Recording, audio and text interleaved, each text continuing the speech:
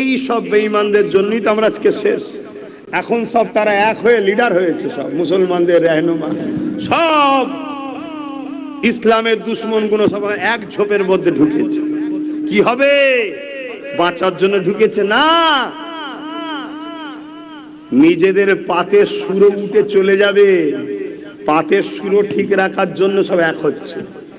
ইসলামের জন্য যদি এক হতো, 10 বছর আগে থেকে চিল্লাচ্ছি ওয়াকাফ বাঁচাও, ওয়াকাফ বাঁচাও, ওয়াকাফ বাঁচাও, তখন ভাবতো না? ভাবতো নি? হ্যাঁ, বললেই তো আব্বাস সিদ্দিকী খারাপ, তা খারাপ হই হোক গে, যা আল্লাহর জন্য বলতে হবে না? হবে না? হ্যাঁ বলছি।